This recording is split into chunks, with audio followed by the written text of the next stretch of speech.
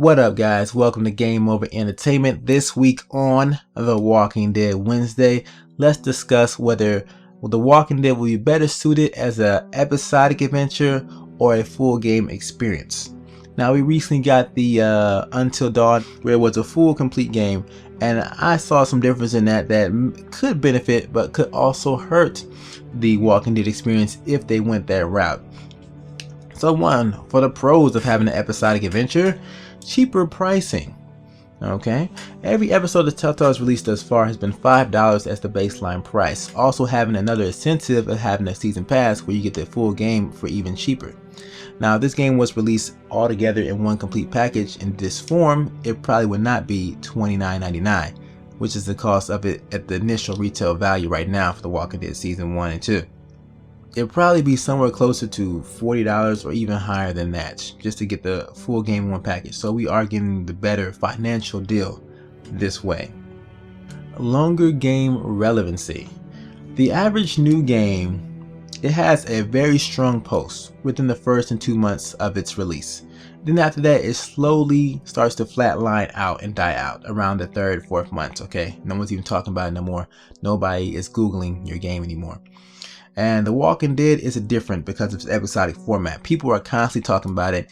Since the release between each episode is approximately 2 months, the game can span over 10 months and even continue even further than that if the ending or the experiences are just that good. So longer game relevancy, a more active community in that regard. And speaking of more active in the community, more discussions and more theories and more predictions from the fans.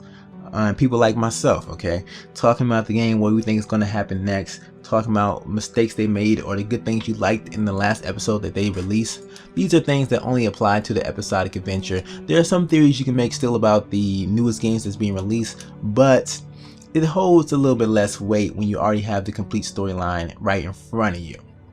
Another pro is developmental control. Okay, Telltale has the ability to switch things up, to change a path or a direction of the storyline that they want to make differently. As I just showed you in my last video, the deleted sequences from Walking Dead Season 1, Telltale made a lot of changes that were originally planned in the original game.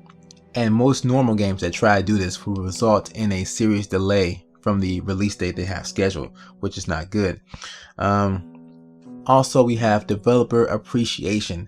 Being able to find out how you're performing as you work on your project as a complete project. You're getting like step by step, you're getting reviews on your games by episode, and you're finding out how you're doing from the fan feedback and also from the critic feedback, which can be a good thing for the developer to drive them, to motivate them to keep going on to make this game and to just put all the effort they can to trying to make their game the best experience they possibly can.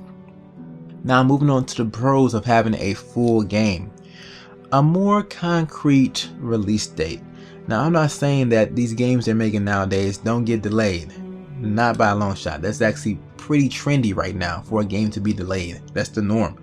But yeah, at least in this way, we can pre-order the game if you want to. You actually probably know the date is going to be released 3 months before the game is actually released, so you have time to save up your money if you want to. You got time to plan it out. If you want to play this game on a specific day, then you know it's coming, and I think you have a chance to build up more hype, more opportunity to advertise your game that is coming out. Okay, because you know The Walking Dead, they really can't show a commercial on the TV show because people will be like, okay, so when is it coming out? And Walking Dead will like, well, stay tuned to our Twitter. No, that's not a good response for that type of media and stuff like that. That's why you probably won't see any advertisements for the Walking Dead game until the episode is released, and they don't advertise it like, hey, go get it now because it's already released. But in that way, the advertising scheme is a little broken. Less likely to get leaked content. Alright, so we've seen this before where it's throughout 5 episodes, throughout this 10-month experience basically that we're having, anything could be released. You could get a picture you weren't supposed to get, your episode could possibly fall on Steam and it wasn't supposed to. We've seen that with Life is Strange. Or somebody who actually works on the game could tweet out something that they wasn't supposed to say. Okay, giving the player insight about the story or knowledge that he should not have about your adventure. So there's more chance of that happening in a episodic form as opposed to having a full game experience. full game, less developer stress. This also goes with developer appreciation, the opposite side of this. People always nagging you. When's the release date coming? When's the release date coming? That's probably the most popular question that Telltale gets all day long. And there'll be less chance for that because your game will be out, everybody will have a date, and there wouldn't be any kind of pressure to finish this episode within a set time. Now, I'm aware that these normal companies still have to meet that release date. The game has to be golden before that release date comes up. But can you imagine that times 5? Okay, times 5 episodes. Now, this is one of the reasons why Telltale doesn't give us a release date, so they don't have to meet that goal, but they still have a release window. A 2-month time period. That's what they're ideal, that's what they're going for. But sometimes they don't meet that goal, and that's got to be pretty stressful on the people making these games to try to get these things out in time before the fans actually get mad. Because after a while, the fans will kind of turn on you a little bit. Okay, it happened. It happened when Life is Strange. I think the 4th episode before it was released, it was getting delayed, and then the Twitter comments I was seeing on there were they weren't that nice. So the fans can turn on you at that point. That can lead to a lot of developer stress. More diversity of the player's choice. So when we have these choice and decisions games that Telltale is making, they've been known to linearize the storyline. A character dies, within the next episode to episode and a half, they'll get the story back on track the way it's supposed to be, and everybody's on the same page. I think that would be less the case if we had a full game experience. As some of you may have seen in Until Dawn, having a character die off had a pretty big effect on the storyline. One of the reasons I think they ever do that because people making the game don't have to worry about how they're gonna fix this, how they're gonna get everything over, so they don't drive up the development time so high that it becomes an unreachable goal. Okay, you have to account for every decision and everything like that. So I think having a open and closed project right here, not a ongoing project, could lead to us having more significant and choices that really matter in our stories.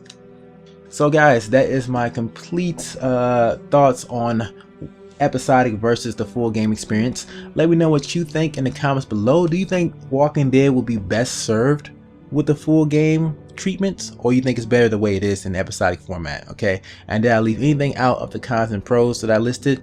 Let me know in the comments below. But thank you guys for watching. Stay tuned for another week. The Walking Dead continues. I'm out of here. Peace out. Come on, I can't breathe.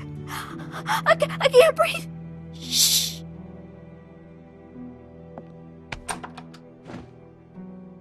Hello there. Get out of here, now. Is that how your dad taught you to greet a neighbor?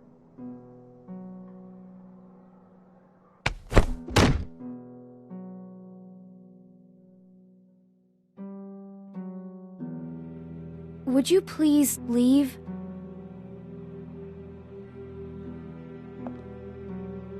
This is a nice place.